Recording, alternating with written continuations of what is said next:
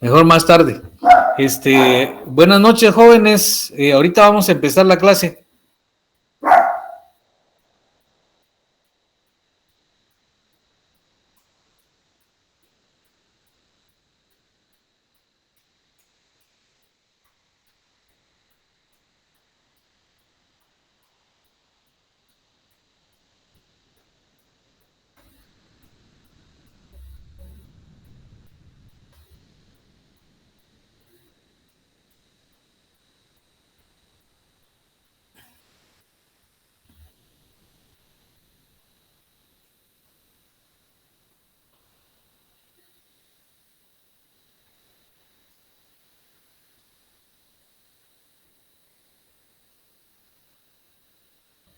Buenas noches, Nick.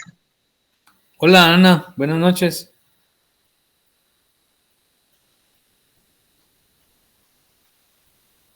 Bueno, yo digo que ya empezamos.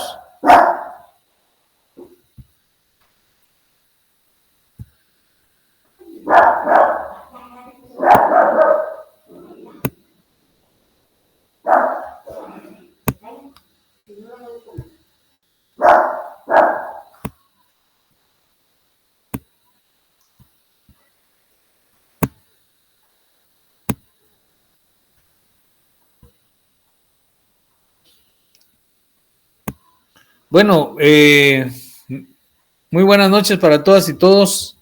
Vamos a iniciar la clase de hoy. Vean, hoy vamos a correr un poquito, pero por favor pongan mucha atención y mejor si tienen a la mano su guía acerca del concepto, su guía de estudio acerca del concepto, porque pues ahí de repente van a ir, digamos, llenando algunas preguntas que no hayan respondido aún, ¿verdad? En primer lugar, vamos a ver en qué consiste la forma lógica, ¿verdad? Vamos a ver cómo se define el concepto forma lógica, ¿verdad? Entonces, luego vamos a entrar a ver propiamente el concepto, ¿sí? Bueno. Entonces, habíamos dicho desde el principio del curso que la forma lógica del pensamiento es su estructura, ¿verdad?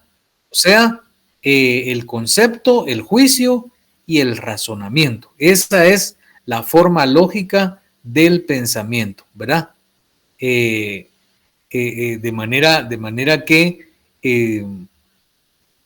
cada una de las formas lógicas del pensamiento, o cada uno de sus elementos, ¿verdad? O cada uno de los pilares que conforman la estructura del pensamiento, tienen su propia forma lógica, ¿sí? Entonces, forma lógica del concepto, por ejemplo, acá vamos a ver de esto, ¿verdad? Lo que queremos saber es cuál es la forma lógica del concepto, ¿sí? La forma lógica del concepto, ¿sí? Y entonces la lógica nos dice que que el concepto, ¿verdad? Consiste en que es la síntesis mental de las características esenciales de una clase de objetos, ¿verdad? Y precisamente esta es la forma lógica del concepto, ¿sí? O sea, si les preguntan ahí a ustedes cuál es la forma lógica del concepto, ¿verdad? Entonces ustedes tienen que contestar esto que está aquí en este cuadro, ¿sí? No van a contestar otra cosa, ¿verdad? Es eso precisamente. Entonces, ya vimos pues que el pensamiento tiene su forma lógica, el concepto tiene su forma lógica, el juicio tiene su forma lógica y por lo tanto el razonamiento tiene su forma lógica. ¿Qué significa eso? Significa que el pensamiento tiene su estructura, el concepto tiene su estructura, el juicio tiene su estructura y por lo tanto el razonamiento tiene su estructura, ¿verdad? Entonces en eso consiste. Veamos entonces, ya vimos cuál es la forma lógica del concepto y ahora veamos en qué consiste la forma lógica del juicio. La forma lógica del juicio dice que se puede advertir confrontando pensamientos de diferente contenido, ¿sí? Aquí en esta diapositiva tenemos pensamientos de diferente contenido, ¿sí? Por ejemplo, vean ustedes, este juicio, ¿verdad? Es un pensamiento de contenido concreto. Es distinto a este otro juicio, ¿verdad? Este es otro pensamiento de contenido concreto, pero distinto del anterior y también distinto de este, ¿verdad? O sea que tenemos ahí 3 juicios en primer lugar, ¿verdad? O sea, 3 pensamientos de contenido concreto, distintos, ¿sí? Pero observan ustedes que los 3 juicios o los 3 pensamientos de contenido concreto poseen una misma forma lógica, ¿sí? Esa forma lógica, ¿verdad? O digamos, lo podemos decir de otra manera. Los 3 juicios o los 3 pensamientos de contenido concreto tienen la misma estructura lógica, ¿verdad? Y esa estructura lógica es su forma lógica, ¿sí? Entonces, ¿qué significa eso? Bueno, dice acá que en la estructura de estos juicios existe algo en común, ¿verdad? En primer lugar, cada uno de ellos tiene un sujeto, ¿verdad? En lógica, el sujeto se representa por lo general con la letra S, ¿verdad? Que indica cuál es el objeto del pensamiento. El sujeto en el primer juicio es los capitalistas. El sujeto en el segundo juicio es los obreros. Y en el tercer juicio, el sujeto es los triángulos, ¿verdad? Bueno, ahí estamos viendo una parte de la estructura del juicio. Entonces, en la segunda parte, dice, cada uno de dichos juicios posee además un predicado, el cual nos dice qué propiedad se afirma en el juicio con respecto al objeto del pensamiento, ¿sí? Entonces póngale que en el primer juicio lo que se afirma del sujeto es que es su carácter explotador. Ahí lo que se está diciendo es que los capitalistas son explotadores. Entonces, el predicado es explotadores, ¿verdad?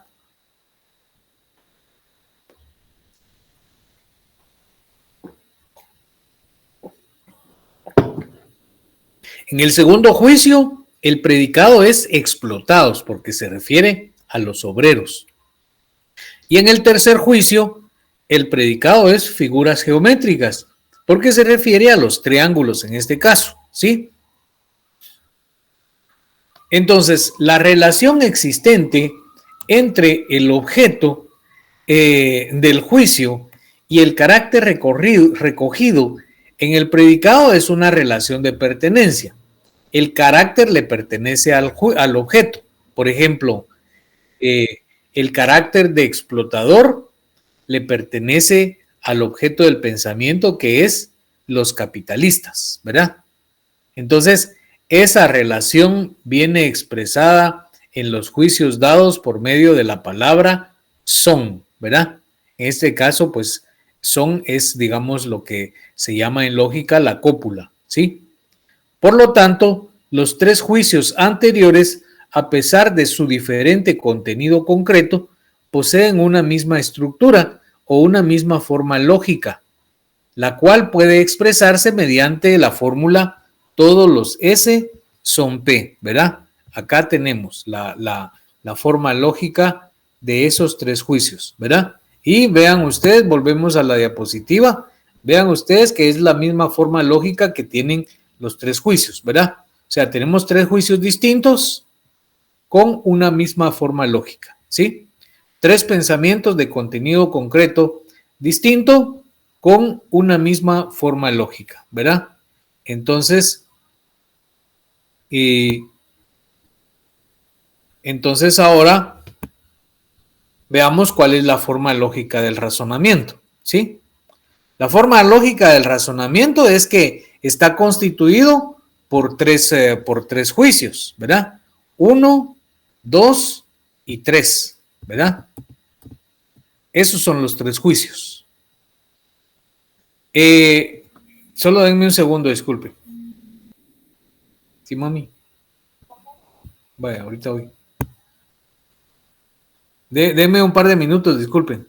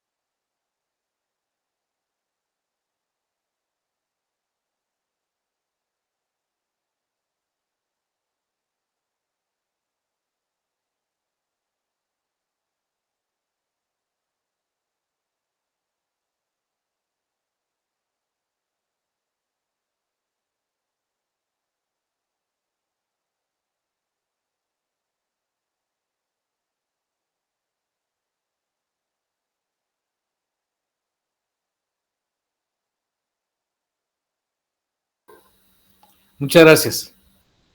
Bueno, entonces les comentaba que esa es la estructura lógica del razonamiento, ¿verdad? Que está constituido por tres juicios, ¿verdad?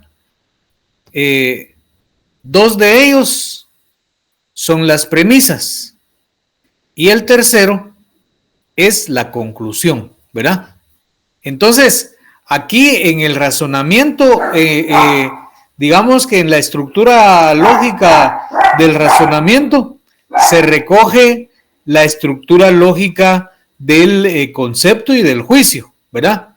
Porque ustedes observan a un lado, ¿verdad? Está cabalmente la estructura lógica, ¿verdad?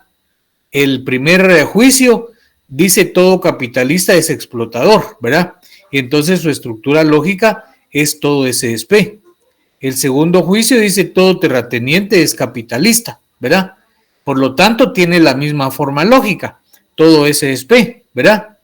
Luego, todos los terratenientes son explotadores, por lo tanto, tiene la misma forma lógica, ¿verdad? O sea, aquí tenemos un razonamiento cuyos juicios o proposiciones son universales afirmativas, las tres, ¿verdad? Y en el segundo juicio tenemos también, digamos, el juicio que dice todos los obreros son explotados, ¿verdad? Todos los asalariados son obreros. Por lo tanto, todos los asalariados son explotados, ¿verdad? Entonces, nuevamente tenemos dos premisas, ¿verdad? Tenemos los primeros dos juicios son premisas y el tercer juicio es la conclusión, ¿verdad? Entonces aquí, pues, lo veremos más adelante, ¿verdad? Que el juicio es una relación de conceptos, ¿verdad?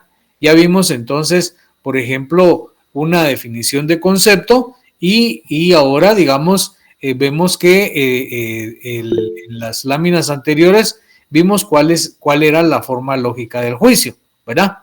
Entonces, ahora en la forma lógica del razonamiento se relacionan, ¿verdad? O se puede decir interactúan los dos primeros juicios que desempeñan el papel de premisas y el tercer juicio desempeña el papel de conclusión, ¿verdad? Vamos a ver que la conclusión se conoce también con el nombre de conocimiento inferido, ¿verdad? Conocimiento inferido quiere decir conocimiento nuevo, ¿verdad? Conocimiento inferido, que es, digamos, la conclusión, ¿sí? Que es la conclusión, dice que el conocimiento inferido es un conocimiento nuevo obtenido de verdades establecidas previamente, ¿verdad? O con anterioridad. Entonces, esta conclusión de que todos los asalariados son explotados se obtiene, ¿verdad? Es un conocimiento nuevo obtenido a partir de los conocimientos establecidos con anterioridad, que son todos los obreros son explotados y todos los asalariados son obreros, ¿verdad? Luego, el tercer juicio también tiene el tercer razonamiento también tiene tres juicios, ¿verdad? El primer juicio dice los países capitalistas subdesarrollados son explotados por los países capitalistas desarrollados, ¿verdad? Guatemala es un país capitalista subdesarrollado. Luego, Guatemala es explotada por los países desarrollados, ¿verdad? Entonces, ahí tenemos nuevamente que la estructura del razonamiento está compuesta por tres juicios. Dos de ellos son premisas y el tercero es conclusión. Entonces, aquí está la explicación de esos razonamientos, ¿verdad? Dice que esos razonamientos tienen algo en común en su estructura. Todos constan de tres juicios, ¿verdad? Lo que les acabo de mencionar, de los cuales los dos primeros constituyen premisas Y el último, la conclusión. Está formado por conceptos contenidos en los juicios iniciales, ¿verdad? O sea, la conclusión, ¿verdad? Por eso se dice que, digamos, un razonamiento es la relación de juicios en el que se establece que la conclusión se desprende o se deriva de las premisas, ¿verdad? Porque precisamente la conclusión se forma con conceptos contenidos en los juicios iniciales, ¿verdad? Por ejemplo, en el caso de esta conclusión, ¿verdad? Todos los asalariados son explotados, está compuesta por el concepto los asalariados que se encuentra en la segunda premisa y por el concepto explotados que se encuentra en la primera premisa, ¿verdad? Igualmente, el tercer razonamiento que dice Guatemala es explotada por los países desarrollados, tenemos que, por ejemplo, acá explotada, ¿verdad? Que se encuentra en la primera premisa, ¿verdad? Y los países desarrollados se encuentran en la primera premisa también, ¿verdad? Sí, o sea, ahí tenemos, digamos, otro razonamiento, ¿verdad? Bueno, entonces, dice, en los juicios iniciales de estos razonamientos hay un concepto general que falta en el juicio final, ¿verdad? Ese concepto es en el primer razonamiento, los capitalistas, en el segundo razonamiento, los países, y en el tercer razonamiento, los países capitalistas subdesarrollados, ¿verdad? O sea, estamos diciendo que en los primeros dos juicios hacen falta esos conceptos, digamos, respectivamente, ¿verdad?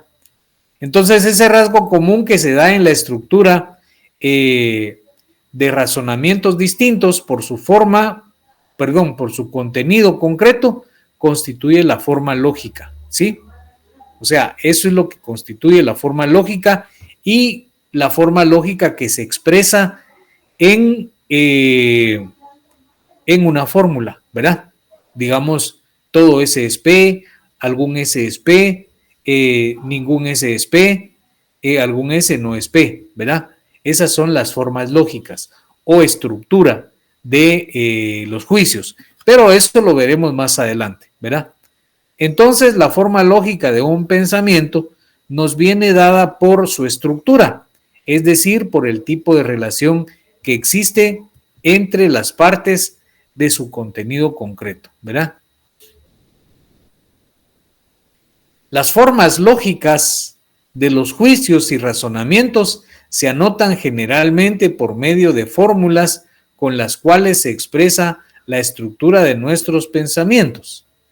De manera que las fórmulas desempeñan en la lógica lo mismo que en las otras ciencias exactas, un papel esencial, ¿verdad? Como en la matemática, como en la química, como en la física o cualquier otra ciencia que utilice fórmulas. Mediante fórmulas se puede expresar de manera concisa la dependencia general que existe entre determinados objetos. De manera que la mayoría de las reglas de la lógica se expresan a través de fórmulas. Entre las leyes y reglas de la lógica existe una estrecha relación que consiste en que se formulan no para un pensamiento concreto, sino para un conjunto de pensamientos que poseen una misma forma lógica. Ahora, ¿qué significa eso? Bueno, significa, por ejemplo, que esta forma lógica, ¿verdad? Esta forma lógica, todo ese es P, no se formuló únicamente para el pensamiento de contenido concreto que dice todo capitalista es explotador, ¿verdad? Sino que para todos los pensamientos de contenido concreto que tienen esa estructura, ¿verdad? Por ejemplo, todos los abogados son conocedores de las leyes, ¿verdad? O todos los abogados son conocedores de la Constitución Política de la República, ¿sí? Entonces, ahí observamos que tenemos, digamos, otros conceptos, ¿verdad? El concepto abogados y el concepto conocedores de la Constitución, ¿verdad? Entonces, a ese juicio se le puede aplicar, o se le aplica, de hecho, no es que se le pueda, sino que se le aplica la forma lógica, todo ese SP, ¿verdad? O sea que le corresponde esa forma lógica. Vamos a ver, Daniel Gómez, adelante, ¿cuál es tu pregunta? Sí, disculpe, Lick, en este caso específico de la forma lógica del razonamiento, la estructura lógica siempre va a ser de lo general a lo específico. Bueno, mira, ahí lo que pasa, digamos, en este caso, ¿verdad? Estamos haciendo una deducción, ¿verdad? En la deducción se va de lo general a lo específico, ¿verdad? Esa es la característica. Por eso, por ejemplo, aquí tenemos razonamiento deductivo, ¿verdad? Estos tres son razonamientos deductivos. Y la deducción implica ir de lo general a lo específico, ¿verdad? Cuando veamos otro tipo de razonamientos, como los inductivos, ¿verdad? Vamos a ir de lo particular o de lo particular a lo general, ¿verdad? En este caso vamos de lo general a lo particular. ¿Sí? Ok, gracias, Lick. Bueno. Entonces, estábamos por aquí, ¿verdad? De manera que la forma lógica, todo ese SP es elaborada no solo para un caso, sino que para todos los casos, ¿verdad? Vamos a ver eso. Sí, ahí dice, ¿verdad? Entre las leyes y las reglas de la lógica existe una estrecha relación que consiste en que se formulan no para un pensamiento concreto. O sea, por ejemplo, la fórmula todo S es P, ¿verdad? No se formuló únicamente para todos los capitalistas son explotadores, ¿verdad?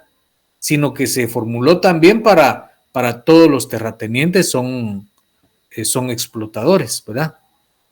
También se puede decir digamos, para el juicio todos los obreros son explotados, ¿verdad?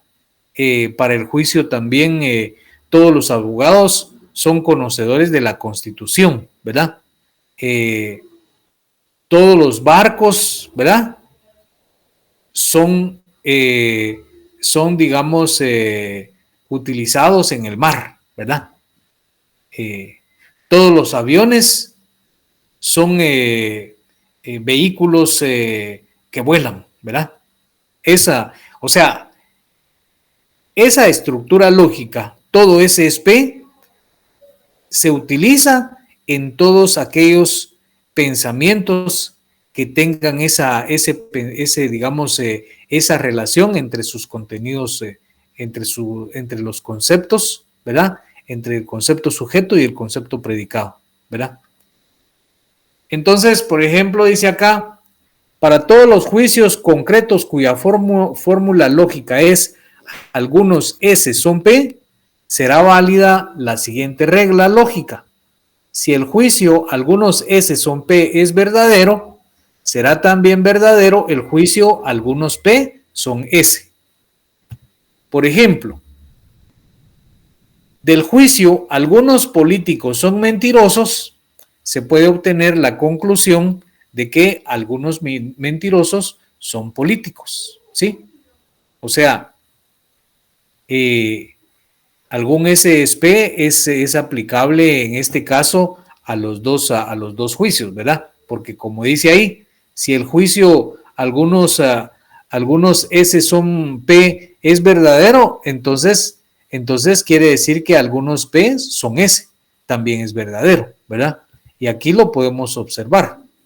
El juicio algunos políticos son mentirosos da lugar a una conclusión, ¿verdad? Que dice algunos mentirosos son políticos, ¿verdad? En el primer caso, estamos diciendo que que es verdadero que algunos políticos son mentirosos, ¿verdad?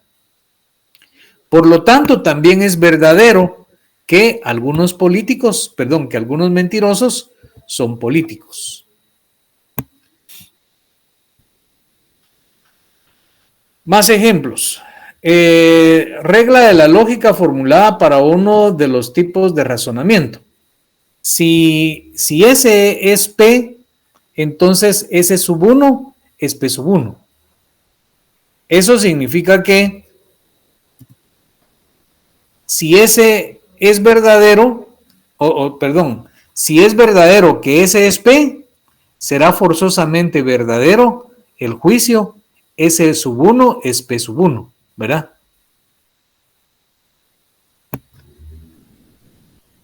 ¿Por qué razón? Bueno, porque de S se deriva S sub 1 y de P se deriva P sub 1, ¿verdad? Pero lo vamos a ver con mayor claridad acá, ¿verdad? Aquí tenemos dos ejemplos. Si el triángulo ABC es isósceles, ¿verdad? Aquí está su forma lógica. Si S es P, ¿verdad? O sea que si esto es verdadero, entonces también es verdadero que los ángulos de su base son iguales, ¿verdad? Entonces es verdadero que S sub 1 es P sub 1, ¿verdad? Si los políticos son mentirosos, es verdadero, entonces también es verdadero que los candidatos son mentirosos, ¿verdad? Entonces, esos juicios verdaderos se expresan en esta forma lógica. Si S es P, es verdadero, entonces S sub 1 es verdadero, ¿verdad? S sub 1 es P sub 1 es verdadero, ¿verdad? Lo que significa es que S sub 1, ¿verdad? Está dentro de S, ¿verdad? S sub 1 está dentro de S.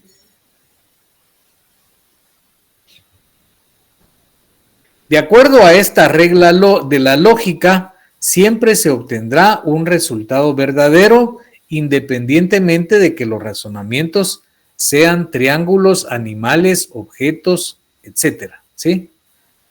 O sea, es decir, la estructura lógica no existe para un pensamiento concreto único, sino que para cualquier pensamiento, ¿verdad? De ahí entonces el carácter universal de la lógica, ¿verdad? De la lógica formal, toda vez que la lógica formal y sus leyes y sus reglas se aplican en las diferentes esferas del conocimiento humano, ¿verdad? Se aplica en la astronomía, en la biología, en la botánica, en la química, en la física, en la matemática, en la psicología, etcétera, etcétera, etcétera, etcétera, etcétera, ¿sí? Entonces, entre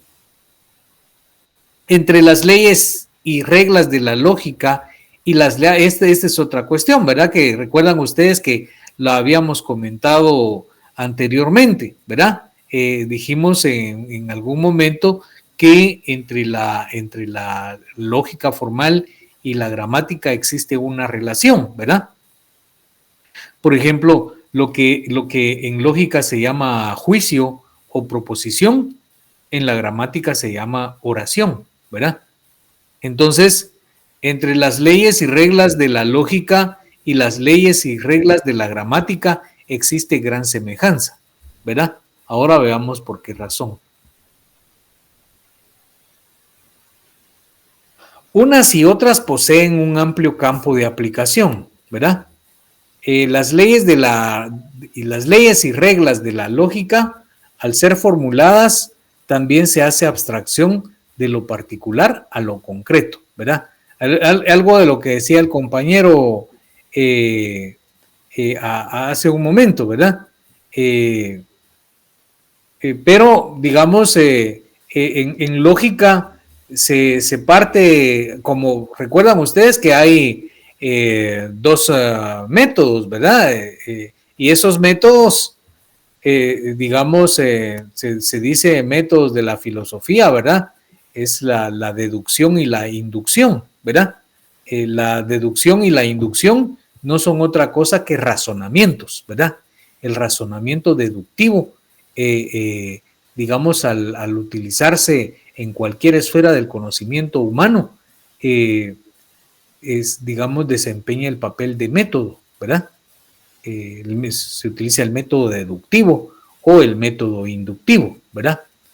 Entonces, la formulación de las leyes y reglas de la lógica implica abstraer lo particular y lo concreto de los propios pensamientos, ¿verdad? En cuanto a la gramática, las reglas de la gramática son observadas para todas las personas que hablan un mismo idioma. Eso significa que, por ejemplo, los distintos idiomas tienen su propia gramática, ¿verdad? El chino, ¿verdad? Tiene su propia gramática. El ruso tiene su propia gramática, ¿verdad? El idioma, qué sé yo, el idioma egipcio, ¿verdad? El idioma árabe, tienen su propia gramática, ¿sí? Cualquiera que sea el tema de su conversación, ¿verdad? O sea, es decir, por ejemplo, digamos, yo no sé si ahora, si aún se hace, ¿verdad? Pero cuando yo estudié los básicos, ¿verdad? Digamos, nos daban inglés, ¿verdad? Y ahí lo que teníamos, lo que mirábamos era la gramática del idioma inglés, ¿verdad? Entonces, eso significa que el idioma inglés se expresa de una manera distinta, ¿verdad? Por ejemplo, sin ir muy lejos, ¿verdad? Sin ir muy lejos, decir te amo, ¿verdad? En español, ¿verdad? En inglés se dice de diferente manera, I love you, ¿verdad? Entonces, ya solo ahí en esas dos frases observamos que existe una diferencia, ¿verdad? Eso se debe precisamente a la relación gramatical, ¿verdad? Del idioma respectivo, ¿sí? Entonces, las reglas de la gramática se formulan no con referencia a palabras y proposiciones concretas, ¿verdad? Sino en relación con una multiplicidad de unas y otras que poseen la misma forma gramatical. Era lo que decíamos, ¿verdad? En el caso del juicio, ¿verdad? La forma lógica de todos los juicios que digan, por ejemplo, todos los políticos son mentirosos, ¿verdad? Entonces ese juicio tiene la forma lógica, todo ese es P, ¿verdad? Pero esa forma lógica también se aplica al juicio, todos los perros son cariñosos, ¿verdad? Todos los perros son leales, ¿sí? Todos los tigres son fieras salvajes, ¿verdad? Entonces, quiere decir que si en lógica, digamos, la forma lógica, digamos, pertenece a todos aquellos juicios que tienen, digamos, que se expresan de una misma manera, ¿verdad? Que era lo que habíamos visto en las láminas anteriores, ¿verdad? En tanto que en la gramática, las reglas se formulan no con referencia a palabras y proposiciones concretas, sino en relación a una multiplicidad, ¿verdad? Que posee la misma forma gramatical, ¿sí? Por ejemplo, digamos, en el español podemos decir, los perros son bonitos, ¿verdad? ¿Y qué es lo que hicimos ahí? Bueno, expresamos una oración, ¿verdad? Expresamos una oración. Ahí en la gramática dijimos los perros son bonitos, ¿verdad? pero quiere decir que en la gramática la oración está compuesta por ejemplo, el artículo, el sujeto, el verbo y el predicado, ¿verdad? En el caso de la lógica, el juicio, ¿verdad? O proposición, ¿verdad? Digamos, en la gramática es una oración. Esa expresión, los perros son bravos, ¿verdad? Es una oración, ¿verdad? Esa oración en lógica se llama juicio o proposición, ¿verdad? Pero como dice, los perros son bravos, ¿verdad? Entonces se asume que está hablando de la totalidad de los perros, ¿verdad? Por lo tanto, esa oración expresada en, digamos, a la luz de la lógica formal, se expresa, valga la redundancia, todos los perros son bravos, ¿verdad? Y entonces ahí ya observamos que cumple con las reglas y las leyes de la gramática. En este caso, con la ley que establece que los juicios que tienen ese pensamiento de contenido concreto tienen una forma lógica determinada, ¿verdad? Que es todo ese SP.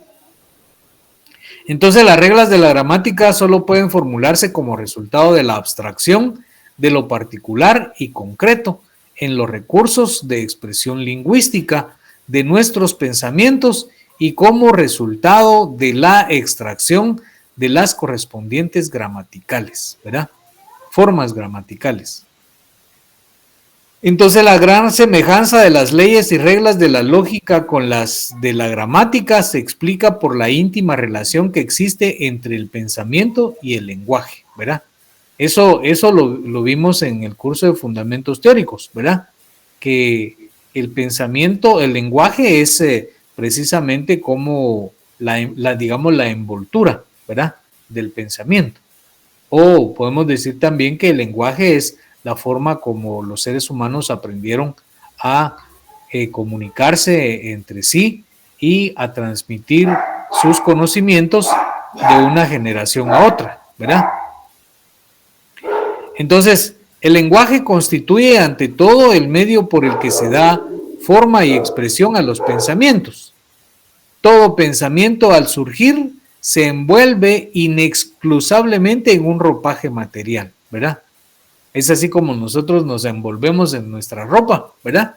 El pensamiento se envuelve en un ropaje material que se llama lenguaje, ¿verdad? Formado por vocablos y frases que al fijar el contenido específico de nuestros pensamientos actúan como hechos del lenguaje, es decir, como palabras y proposiciones.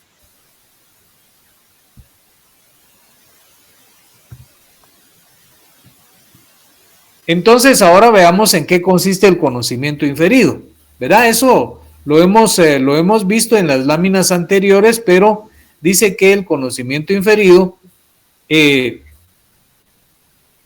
se obtiene en la elaboración del conocimiento científico. Al resolver un problema práctico, ya que se vuelve indispensable apoyarse a menudo no en la experiencia inmediata, sino en verdades previamente establecidas, ¿verdad? La experiencia inmediata es la que obtenemos mediante el grado sensorial, ¿verdad? El grado sensorial del conocimiento, ¿verdad?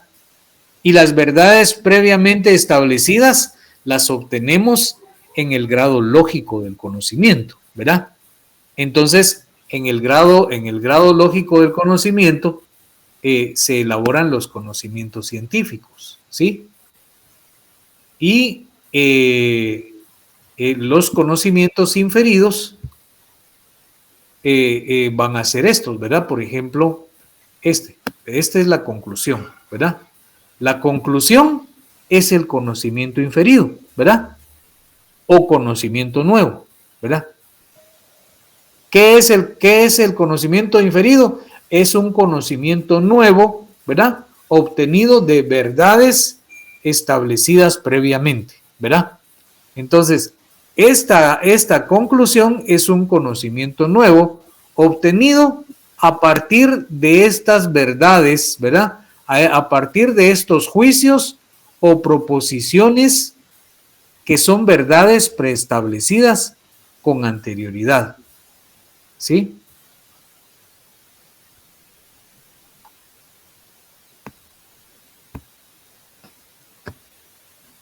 Entonces, confrontando entre sí proposiciones, o sea, comprobación de lo pensado, ¿verdad? Con proposiciones verdaderas, conocidas, podemos descubrir nuevas verdades, ¿sí? Entonces, en un razonamiento, ¿verdad? En un razonamiento, acá, en este razonamiento, ¿sí? Lo que hicimos fue confrontar verdades preestablecidas, ¿verdad? Y esas verdades preestablecidas que confrontamos fueron estos dos juicios, ¿verdad? Y entonces al confrontar esos dos juicios obtuvimos la conclusión, ¿verdad?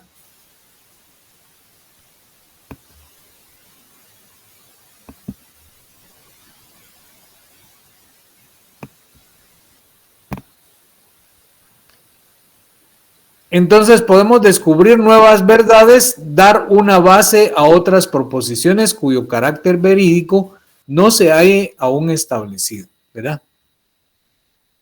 Entonces, en la investigación científica, para alcanzar conocimientos nuevos, se recurre al raciocinio o razonamiento, ¿verdad? Es decir, la investigación científica es, digamos, el grado lógico del conocimiento, ¿verdad? Y entonces en el grado lógico del conocimiento se elaboran conceptos, juicios y razonamientos, ¿verdad? Por eso dice ahí, ¿verdad? En la investigación científica, para alcanzar conocimientos nuevos se recurre al raciocinio o razonamiento, ¿verdad? El razonamiento es lo que acabamos de ver, ¿sí? Entonces, la inferencia o conocimiento inferido es la conclusión, ¿verdad? La conclusión es ese nuevo conocimiento, ¿verdad? Que obtuvimos de conocimientos establecidos anteriormente, ¿verdad? Por ejemplo, los astrónomos obtienen datos acerca del movimiento y estructura de los astros, comparando entre sí diversos hechos obtenidos por medio de observaciones astronómicas. En toda la ciencia se utiliza este procedimiento para alcanzar nuevos conocimientos o nuevas verdades partiendo de otras ya logradas y comprobadas en la práctica, ¿verdad? ¿Qué es lo que nos está diciendo ahí este párrafo? Bueno, nos está diciendo que en la astronomía, ¿verdad? Se elaboran conceptos, juicios y razonamientos, ¿verdad? Entonces, ahí tenemos que entender nosotros que el campo de la lógica es amplio, ¿verdad? Por eso se habla de la universalidad de la lógica formal, aunque tiene, como ya lo indicamos anteriormente, tiene un carácter limitado, ¿verdad? Porque solamente estudia el pensamiento desde el punto de vista de su estructura o forma lógica, ¿verdad? En eso consiste el carácter limitado de la lógica formal, pero su carácter universal consiste en que se aplica en cualquier esfera del conocimiento humano, ¿verdad? Por ejemplo, los nuevos conocimientos alcanzados por los astrónomos, ¿verdad? ¿Cómo fue que se empezó a desarrollar la astronomía? Bueno, la astronomía se empezó a desarrollar en la Edad Media, ¿verdad? Por ejemplo, Galileo Galilei sostuvo que la Tierra no era el centro del sistema solar, ¿verdad? Pero Galileo de Galilei no lo descubrió. Galileo Galilei siguió la teoría elaborada por Nicolás Copérnico, ¿verdad? Entonces digamos que con Nicolás Copérnico tenemos un nivel de desarrollo de la astronomía que posteriormente aumentó con Galileo Galilei. Bueno, y anteriormente también seguro que hubo otros astrónomos, ¿verdad? Pero esos son, digamos, los que podemos mencionar, porque digamos, Nicolás Copérnico fue primero que Galileo, ¿verdad? Entonces, Galileo desarrolló los conocimientos, en base a los conocimientos de Nicolás Copérnico, desarrolló sus conocimientos y amplió el campo, digamos, aumentó el desarrollo de la astronomía, ¿verdad? Pero ya en la sociedad capitalista, la astronomía se desarrolla aún más, ¿verdad? Por ejemplo, han habido grandes científicos como Albert Einstein y Stephen Hawking, ¿verdad? Y también otros, ¿verdad? Entonces, seguramente Stephen Hawking, digamos, estudió la teoría de la relatividad de Albert Einstein, ¿verdad? Los científicos en la actualidad ya han comprobado que la teoría, digamos, que la teoría de la relatividad que habla acerca de la curvatura del universo es verdadera, ¿verdad? O sea, ya lo comprobaron, ¿sí? Entonces, ¿qué significa eso? Bueno, significa que las tesis de Albert Einstein en cuanto a este tema específico vinieron a ser las premisas, ¿verdad? Vinieron a ser las premisas de las cuales los astrónomos actuales obtuvieron la conclusión o conocimiento inferido de que la curvatura del universo es verdadera, ¿sí? Eso por no mencionar también a Stephen Hawking, ¿verdad? Pero obviamente es decir, el desarrollo científico de Hawking también fue enorme y Hawking es más reciente, pues digamos, murió hace no muchos años, ¿verdad? Tanto que Einstein fue del siglo XX, ¿verdad? Por ahí, bueno, no recuerdo en qué año murió, ¿verdad? Pero son dos científicos grandes que ha dado la humanidad. En síntesis, el conocimiento inferido es aquel conocimiento nuevo obtenido partiendo de proposiciones verdaderas conocidas, ¿verdad? Es aquel conocimiento nuevo obtenido de verdades preestablecidas sin recurrir de manera directa a la práctica, ¿verdad? O sea, conocimientos nuevos obtenidos en el grado lógico, ¿verdad? Del conocimiento, no en el grado sensorial, ¿verdad? Aplicando las leyes de la lógica a proposiciones verdaderas y demostradas, ¿verdad? Entonces, se tiene por la acción de las leyes de las relaciones existentes en el pensamiento, siendo estas el objeto fundamental de la lógica como ciencia, ¿verdad? O sea que el conocimiento inferido se obtiene por la acción de las leyes de las relaciones existentes en el pensamiento, ¿verdad? Eso es lo que indica ahí. Y por último, la verdad formal, que se puede decir corrección de la forma, ¿verdad? O sea, la verdad formal es digamos, aquella que expresa o que refleja la realidad objetiva corregida por la lógica formal, ¿sí?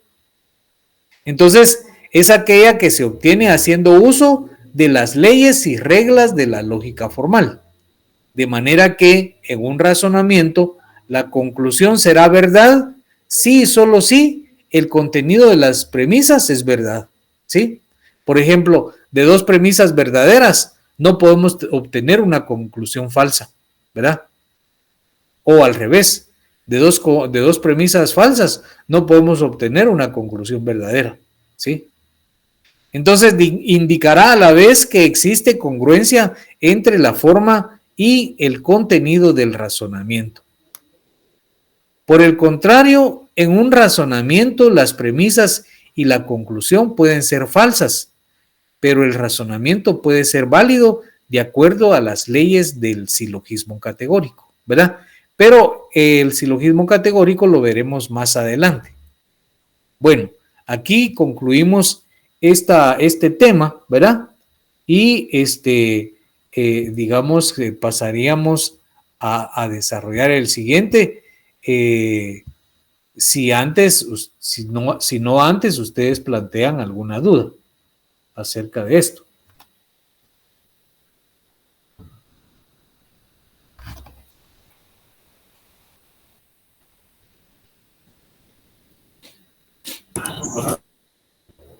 Por el momento no le todo claro. Perfecto. Bueno, aunque sea 2 que me contestaron, ¿verdad? De 31, ¿verdad? 2 me contestaron. Van 3. Bueno, van 3, van 4, van 5. Digamos, ya es más del 10%. 6. Bueno, entonces vamos a dar paso a la siguiente presentación. Adelante, Edna. Yo sí tengo una duda, licenciado. Dime. ¿Cuál es la diferencia entre el P sub 1 y P sub 2? O no sé si yo lo estoy diciendo equivocadamente, pero... Vamos a ver, vamos a volver.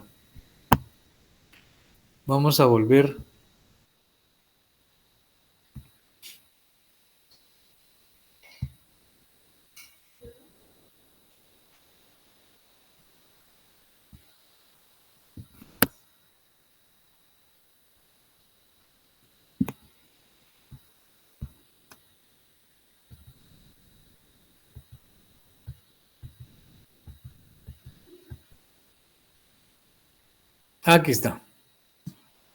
O sea, ¿cuál es la diferencia? Vamos a ver si te entendí. ¿Cuál es la diferencia entre P y P sub 1? O también mencionaba en algún momento sub 2 también, pero bueno, vamos, yo creo que está aquí. Ok. Aquí está. Bueno, pero no, no mencioné sub 2 en digamos, en relación a la forma lógica, ¿verdad? Creo que tal vez tú te estás recordando de lo que vimos respecto a las leyes de la lógica formal, ¿verdad? Sí. Porque sí. en las leyes de la lógica formal sí vimos S1, P sub 1, S sub 2, P sub 2, ¿verdad? Pero lo que pasa de que ahí estábamos comparando dos juegos o dos juicios bimembres, ¿verdad? Lo que estábamos tratando de ver en ese caso era lo relacionado con la ley de la contradicción y la ley del tercero excluido, ¿verdad? Pero eso es, digamos, en cuanto a esa ley, a esas dos leyes, ¿verdad? Que habíamos dicho en su momento que, digamos, hay algunos juicios que están, digamos, subordinados a la ley de la contradicción, pero no lo están a la ley del tercero excluido, ¿verdad? Pero ese es digamos, es tema de las leyes de la lógica formal. Ahora, acá en el caso de la forma lógica, lo que estamos viendo es, digamos, la estructura, ¿verdad? Por ejemplo, es como que dijeran, miren, ustedes saben que los seres humanos somos, bueno, la Constitución de Guatemala dice que somos iguales en derechos y todo eso, ¿verdad? Toda una perorata, toda una demagogia, ¿verdad? Pero, digamos, en cuanto a nuestra morfología, ¿verdad? Somos diferentes, ¿sí? Nuestro físico es diferente. Unos somos altos, otros somos chaparros, unos somos gordos, otros somos flacos, unos somos peludos, otros pelones, ¿verdad? Somos diferentes, ¿sí? Pero todos tenemos algo en común, ¿verdad? Por ejemplo, todos tenemos un esqueleto, ¿sí? Entonces, el esqueleto es para el ser humano lo que la estructura lógica es para el pensamiento, ¿verdad? Y lo que la estructura lógica es, digamos, para el concepto, para el juicio y para el razonamiento, ¿verdad? Es decir, no hay ser humano sin esqueleto, ¿verdad? Y por lo tanto no hay también, digamos, haciendo esta analogía, ¿verdad? No hay ningún pensamiento a la luz de la lógica formal, no hay ningún pensamiento de contenido concreto sin forma lógica. No sé si te queda claro, Edna. Sí, eso sería en lo anterior, entonces. Ajá. Aquí no habría P sub 2, sino que solo uno, ¿correcto? Lo que pasa que, digamos, aquí lo que estamos viendo es digamos, aquí lo que veíamos en este caso, ¿verdad? Es el hecho de, digamos, la forma lógica, ¿verdad? Que la forma lógica no se aplica para pensamientos únicos, ¿verdad? Digamos que la forma lógica, algún SSP, se aplica para todos aquellos pensamientos de contenido concreto. Que digan, por ejemplo, algunos estudiantes son trabajadores, por ejemplo. Se aplica esa forma lógica, ¿verdad?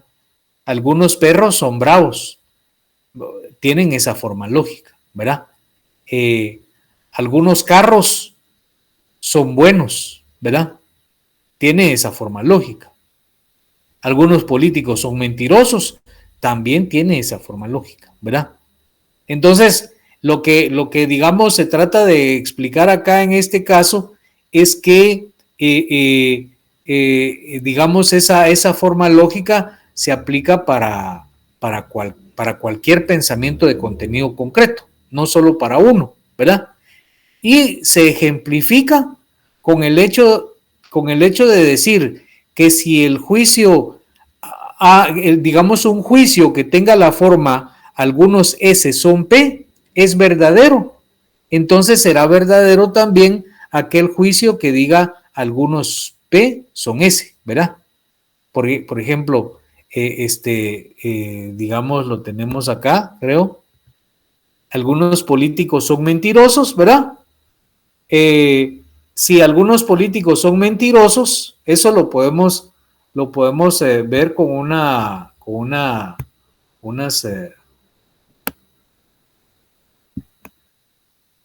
le vamos a poner acá,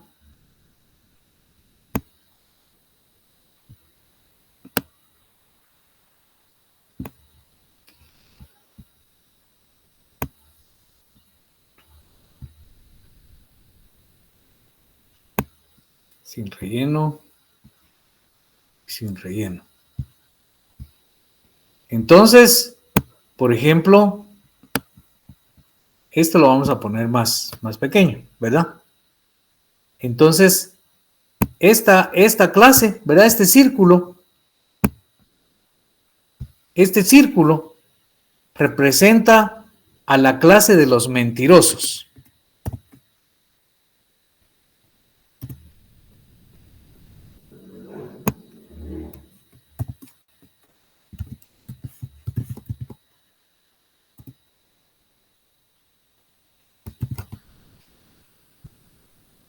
Representa a la clase de los mentirosos. ¿Sí? Y este círculo representa a la clase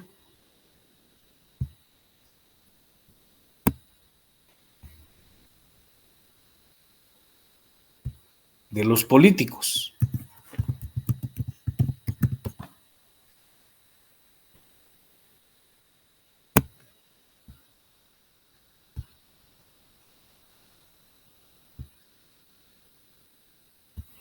¿Sí? Bueno, ¿qué es lo que dice ese primer juicio? Dice que algunos políticos son mentirosos. ¿Qué significa eso? Bueno, significa que la clase de los políticos está incluida, ¿verdad? En la clase de los mentirosos. ¿Sí? Significa que, decía la clase de los políticos está incluida en la clase de los mentirosos, ¿verdad? Pero dice, si eso es cierto, ¿verdad? Si es cierto que algunos políticos son mentirosos, o es cierto también que algunos mentirosos son políticos, ¿verdad? O sea, como dice ahí, del juicio algunos políticos son mentirosos, se puede obtener la conclusión, algunos mentirosos son políticos, ¿verdad? Entonces, por eso es que aquí se habla cabalmente, aquí está el ejemplo, ¿verdad? Si los políticos son mentirosos, los candidatos son mentirosos, ¿verdad? Aquí, digamos, no se hizo al revés, ¿verdad? Sino que lo que pasa que los candidatos son políticos, ¿verdad? Sí, pero digamos que están intentando ganar, ¿verdad? Entonces, digamos que estos son políticos que ya están en un puesto, digamos, ¿verdad? Y que mienten, como por ejemplo los que pertenecen al partido Vamos, ¿verdad? Son mentirosos, ¿verdad? Y entonces los candidatos de ese partido son mentirosos, ¿verdad? Por eso acá, digamos, en estos dos juicios, ¿verdad? Juego bimembre, ¿verdad? Los políticos es el sujeto, ¿verdad? Y mentirosos es el predicado, ¿verdad? Pero los candidatos son políticos. Por ejemplo, aquí podemos cambiar, digamos, la S y podemos poner políticos, ¿verdad? Vamos a agrandar un poquito este círculo para que...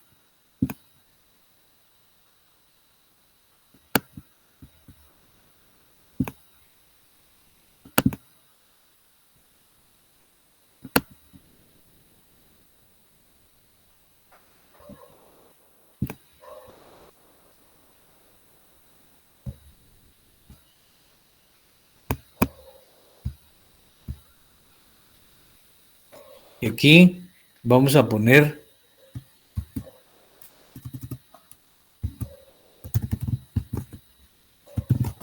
candidatos, ¿verdad?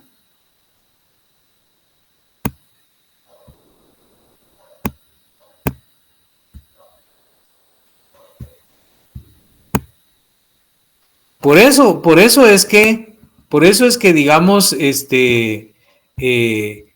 aparece ese 1, ¿verdad? Porque ese 1 está dentro de ese, ¿verdad? Entonces, digamos, la clase de los candidatos está dentro de la clase de los políticos, ¿verdad? ¿Sí me explico ahora, Edna?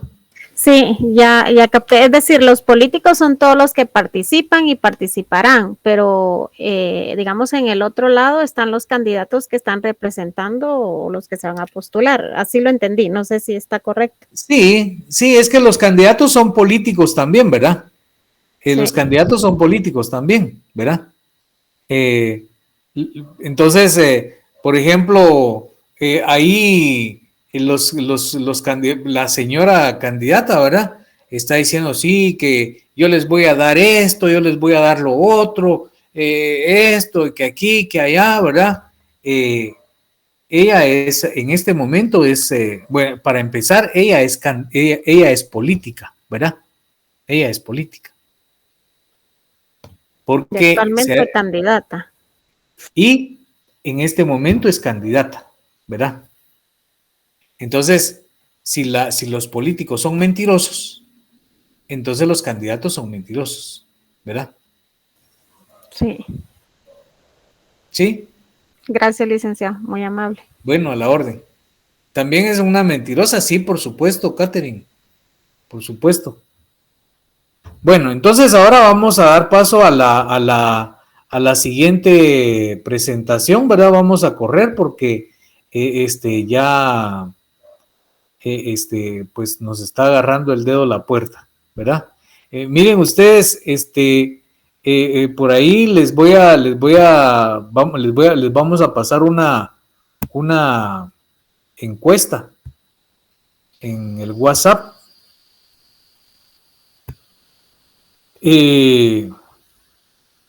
Sobre la posibilidad de recibir una clase extraordinaria el día sábado, ¿verdad?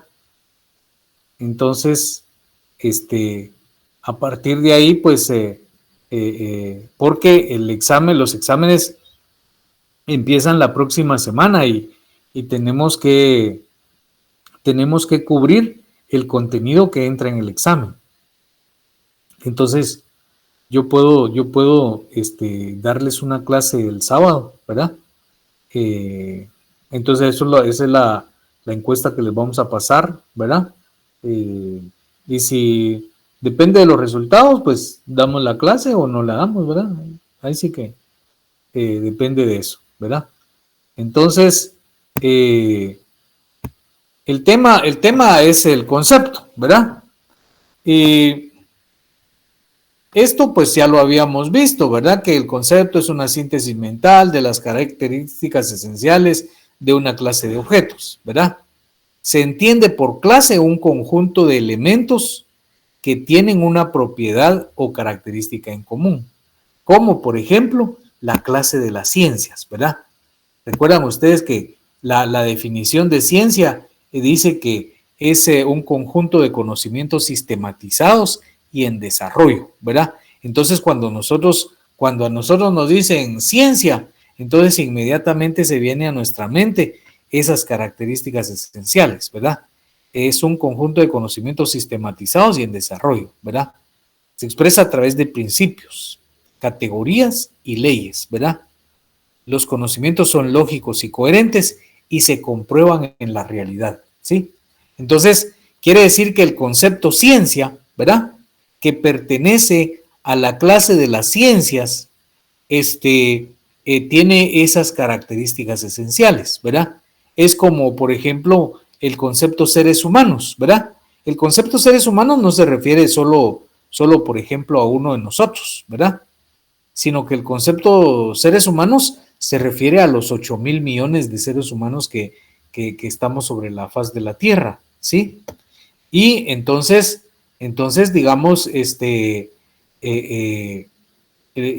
concepto seres humanos expresa las características esenciales que poseemos todos los seres humanos, no solo uno, sino que los 8,000 millones, ¿verdad?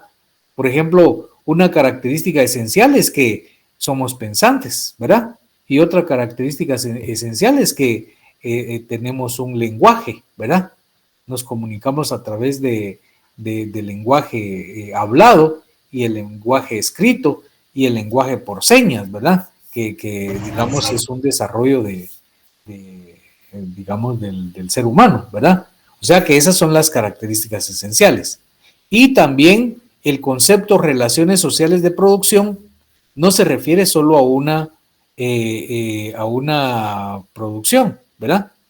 No se refiere solo a una relación, sino que se refiere al conjunto de las relaciones sociales de producción, ¿verdad? ¿Cómo se llama? A la producción, distribución, intercambio y consumo, ¿verdad? Bueno, entonces, no sé si ya tenés la encuesta, Rodolfo. Solo que concluyamos la clase, licenciado, y les paso la encuesta para que Va, perfecto. pueda terminar. De acuerdo. Bueno, muy bien. Entonces, la clase constituida por un solo elemento se llama clase singular, ¿verdad? Por ejemplo, tenemos la ciudad de Guatemala, tenemos al Premio Nobel de Literatura Miguel Ángel Asturias y tenemos al volcán de Pacaya, ¿verdad?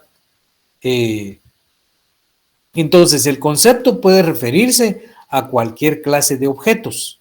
Por ejemplo, cosas concretas como teléfono, casa, carro, zapatos, digamos, personas, piedra, ¿verdad? También se puede referir a números, ¿verdad? El número 1, ¿verdad? Y ahí en adelante. Se puede referir a pensamientos también, ¿verdad? O sea, el concepto pensamiento, ¿sí? Se puede referir a relaciones de producción, ¿sí? puede decirse relaciones sociales de producción. Ese es un concepto, ¿verdad? Y cuando nos mencionan ese concepto, entonces nosotros sabemos que ese concepto tiene ciertas características esenciales, ¿verdad? Y también se puede referir a entidades imaginarias, ¿sí? Los conceptos imaginarios, digamos, o la clase a que se refieren estos conceptos, no tienen ningún elemento y se llaman clase vacía o clase nula, ¿verdad? Por ejemplo, dragones, sirenas, centauros, el sombrerón, el cadejo, la llorona, ¿verdad? Entonces, el concepto, como eso lo habíamos visto en una presentación anterior, también puede referirse a cualidades, acciones, relaciones, como por ejemplo los siguientes conceptos, ¿verdad? Grande, dulce, pensar, actuar, ¿verdad? Son conceptos. El concepto también puede referirse a expresiones como porque, aunque, todos y, ¿verdad? Las expresiones que sirven para formular los conceptos y que son el nombre de la clase correspondiente reciben el nombre de términos. Son términos todas las expresiones que se han utilizado hasta este momento para ejemplificar conceptos y clases y durante toda nuestra vida cotidiana, ¿verdad? Son términos también porque se refieren a conceptos y clases. Por ejemplo, mercancía, clase social, filosofía, burguesía, ¿verdad? Todos esos son conceptos. Ahora, decíamos que el concepto refleja la síntesis digamos, de las características esenciales de un objeto o un fenómeno, ¿verdad? Entonces, el objeto o fenómeno tiene características esenciales y características accidentales, ¿verdad? Las características esenciales son aquellas que hacen que el objeto sea lo que es y no otra cosa, ¿verdad? O, por ejemplo, podemos decir que las características esenciales son aquellas que diferencian a un objeto de los demás, ¿sí? Las características accidentales, mientras tanto, son aquellas características que no son necesarias para que un objeto pertenezca a una clase, ¿verdad? Aquí aparece esto, ¿verdad? Las características esenciales son las propiedades que los objetos deben necesariamente poseer para ser considerados como pertenecientes a una clase. O sea, las notas distintivas que hacen que un objeto sea lo que es. Por ejemplo, un cuadrado es indispensable que sea un paralelogramo rectángulo y que tenga sus 4 lados iguales, ¿verdad? Una mercancía necesariamente debe tener la capacidad de satisfacer una necesidad y de intercambiarse por otras mercancías. El modo de producción capitalista necesariamente debe estar constituido por la burguesía y el proletariado como clases fundamentales y antagónicas, ¿verdad? Ahora, las características accidentales de un objeto o fenómeno son las propiedades que poseen los objetos, pero que no son necesarias para pertenecer a su clase y corresponder, por lo tanto, a un concepto. Ahora veamos qué es la comprensión, ¿verdad? Digamos que la comprensión es una relación entre conceptos, ¿verdad? Por eso dice ahí que es un conjunto de características esenciales que están contenidas en el concepto y que corresponden a las propiedades de los elementos de una clase que son necesarias para que pertenezcan a ella. A la comprensión también suele llamársele contenido o intención del concepto, ¿verdad? Pero la comprensión es una forma en que se relacionan los conceptos, ¿verdad? La extensión, en tanto, es el conjunto de objetos a los cuales se refiere dicho concepto, es decir, los elementos de la clase correspondiente. Hay conceptos que tienen una extensión infinita, como por ejemplo las estrellas, ¿verdad? Como por ejemplo los granos de arena, ¿verdad? De las playas de todo el planeta. Y hay conceptos cuya extensión comprende un solo elemento. Por ejemplo, digamos,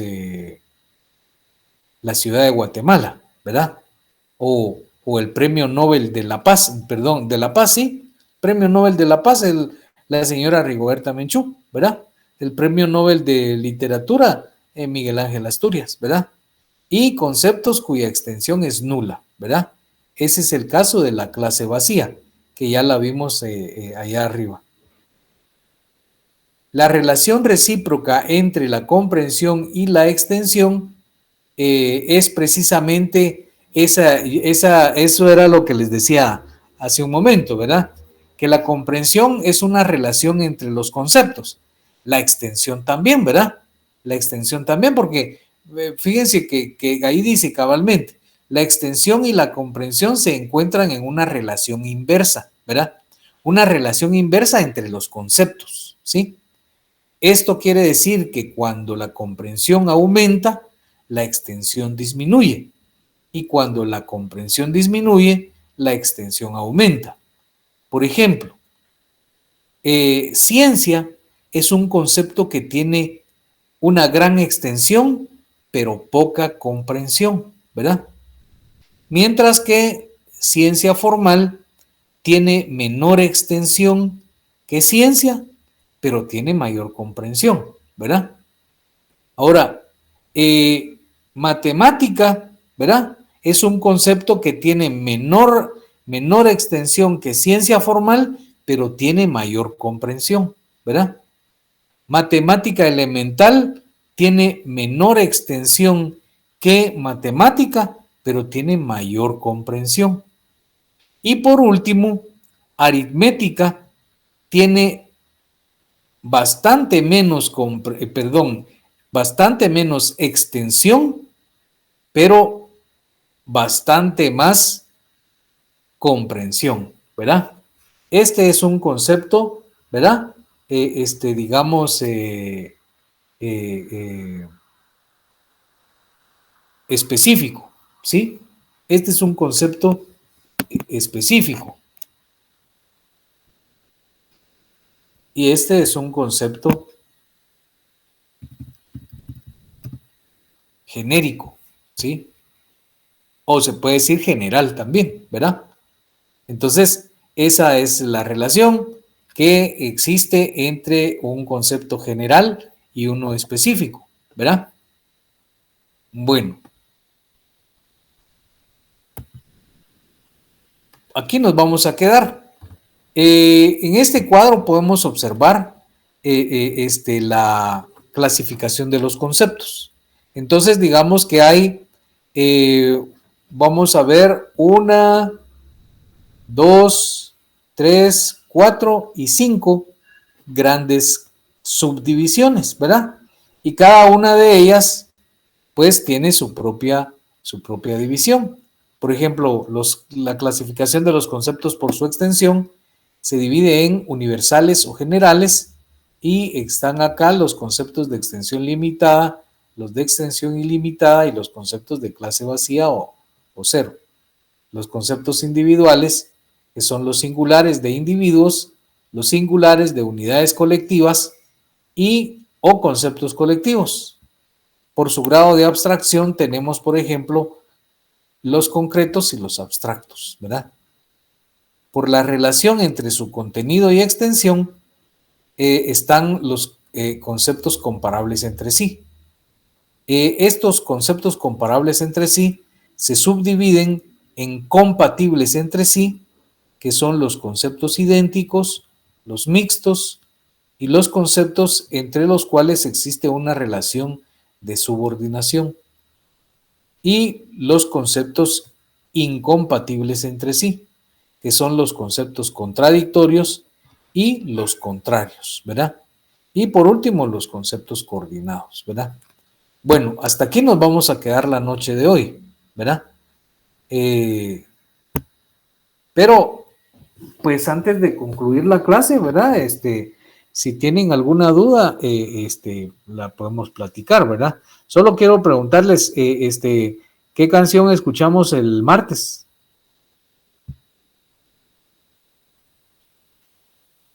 Casas de cartón.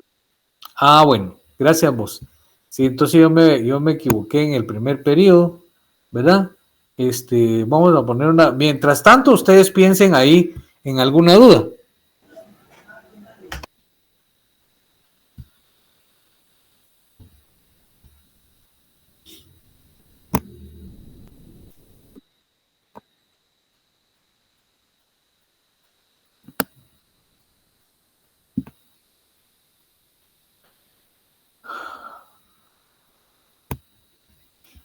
Vamos a suspender momentáneamente esta presentación y les voy a compartir ahí una hermosa melodía.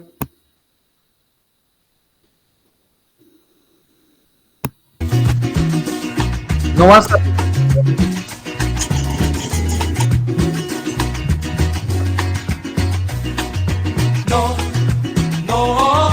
No basta rezar, hacen falta muchas cosas para conseguir la paz. No basta rezar, hacen falta muchas cosas para conseguir la paz. Y rezan de buena fe, y rezan de corazón, pero también reza el piloto cuando monta en el avión para ir a bombardear a los niños del Vietnam, para ir a bombardear a los niños del Vietnam. No basta rezar, hacen falta muchas cosas para conseguir la paz. No basta rezar, hacen falta muchas cosas para conseguir la paz. Cuando el pueblo se levante y que todo haga cambiar, ustedes dirán conmigo, no bastaba con rezar. Ustedes dirán conmigo, no bastaba con rezar. No basta rezar, hacen falta muchas cosas para conseguir la paz. No basta rezar, hacen falta muchas cosas para conseguir la paz. En el mundo no habrá paz mientras haya explotación del hombre por el hombre y exista desigualdad. Del hombre por el hombre y exista desigualdad.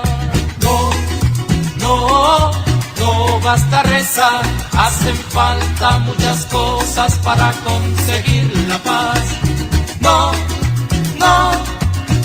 basta rezar, hacen falta muchas cosas para conseguir la paz.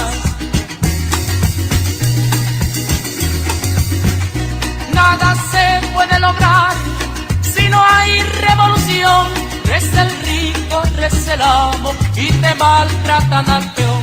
Reza el rico, reza el amo y te maltratan al peón.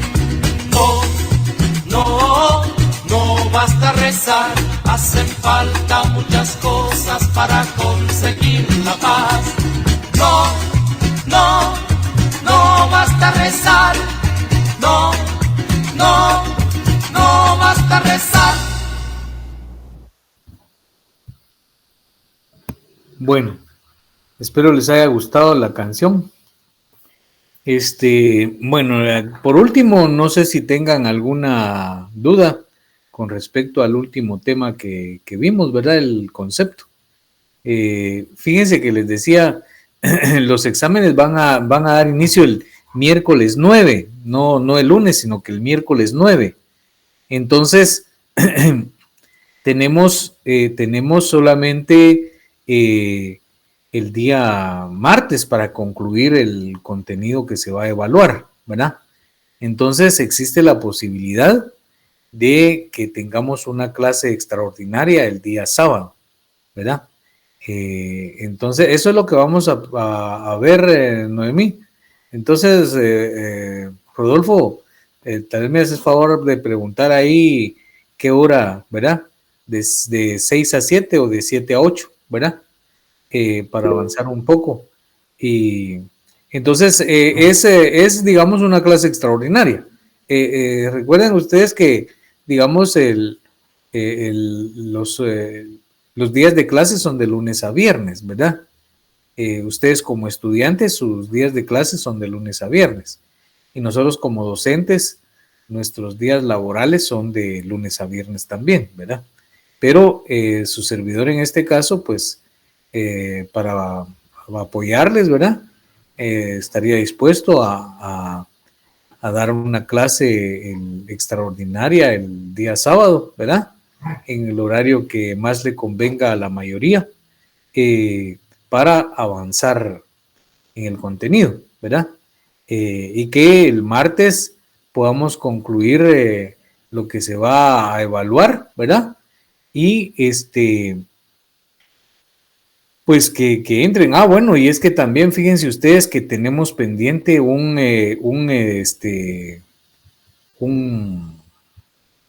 laboratorio, ¿verdad? Entonces, como el laboratorio es sobre el concepto, y el concepto apenas ahorita lo estamos viendo, ¿verdad? Entonces yo no les puedo pasar un laboratorio de un tema que no les he explicado.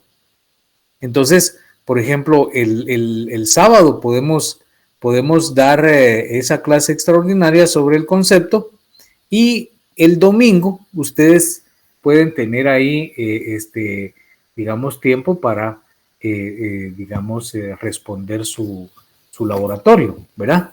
Eso con la finalidad de que ustedes pues ya tengan acumulados los puntos sobre el concepto, y y más los de las guías, ¿verdad? Entonces ya llevan alguito ahí, ¿verdad? Esperando que en el examen pues les vaya bien. Entonces el martes estaríamos completando el contenido que entra en el examen, en el primer parcial. Adelante, Edna. Sí, licenciado, a modo de observación, fíjese que nosotros tenemos, bueno, en especial yo, ¿verdad? Tengo laboratorio los días sábados, por lo regular, de 6 a 6:30, a 7:30 u 8. O sea, esos son los horarios que tenemos, para tomarlo en cuenta, ¿verdad? Sí, mira, Edna, fíjate tú que, y fíjense todos y todas, ¿va? Que, como les digo, esta es una clase extraordinaria, ¿verdad? La mayoría decide, ¿verdad? Si pueden, pues enhorabuena, ¿verdad? Si no, pues no hay problema. Para mí mejor, porque no tengo que trabajar el fin de semana. Bueno, sí tengo que trabajar el fin de semana, pero resulta que en otra universidad, ¿verdad? O sea, es otra jornada laboral, ¿verdad? Entonces, esto es una iniciativa, digamos, como para poder cubrir el contenido que se va a evaluar, ¿verdad? Eso por la premura del tiempo, para empezar, digamos, los exámenes parciales, porque yo recuerdo anteriormente que han empezado, digamos, a partir del 15, ¿verdad? Y ahora van a empezar a partir del 9, una semana antes, ¿verdad? Entonces, si empiezan el 15 como ha sido anteriormente, o por lo menos eso recuerdo, ¿verdad? Entonces sí nos da tiempo perfectamente, ¿verdad? Y no tengo que sacrificar mi descanso del sábado, ¿verdad? Ni ustedes tienen que sacrificar nada tampoco el sábado, ¿verdad? Entonces, por esa razón es que vamos a evaluar la posibilidad, ¿sí? Si ustedes dicen, no, que tenemos laboratorio, que no sé qué, entonces, pues el martes nos vemos, ¿verdad? Y corremos, ¿verdad? El martes es decir, vamos a hacer de cuenta que estamos en una maratón, ¿verdad? Y vamos a correr, ¿verdad? No como Barrondo, porque él corre o camina así mero feo, ¿verdad? Vamos a correr como maratonistas, ¿verdad? Licenciado, por mí está bien, solo tomando en cuenta el horario, si pudiera ser un poquito antes o cómo acomodarnos para no... Por eso ahí en la encuesta vamos a proponer horarios, ¿verdad tú? Ah, excelente. Entonces, para que, ¿cómo se llama? Se pueda llevar a cabo, ¿verdad? Porque probablemente hayan otros horarios de matemáticas, ¿verdad? No sé, yo no sé si hay otros horarios de matemáticas. Entonces, por eso es que vamos a ver si es posible, ¿verdad? Bueno, ya nos agarró un poquito la noche. Si no hay más dudas, nos vemos despuesito. Buenas noches, Lick, gracias. Bueno, buen provecho, pues, feliz noche. Igualmente, feliz noche. Feliz noche, Lick. Feliz noche, Gracias, Lick. gracias. Feliz noche.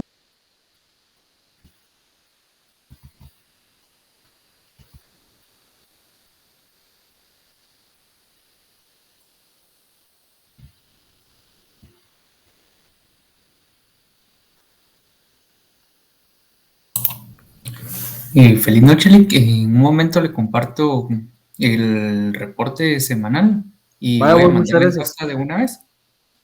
Gracias, Rodolfo. De Nos acuerdo, vemos, Lick. pues. Buen provecho. Buen provecho. Gracias.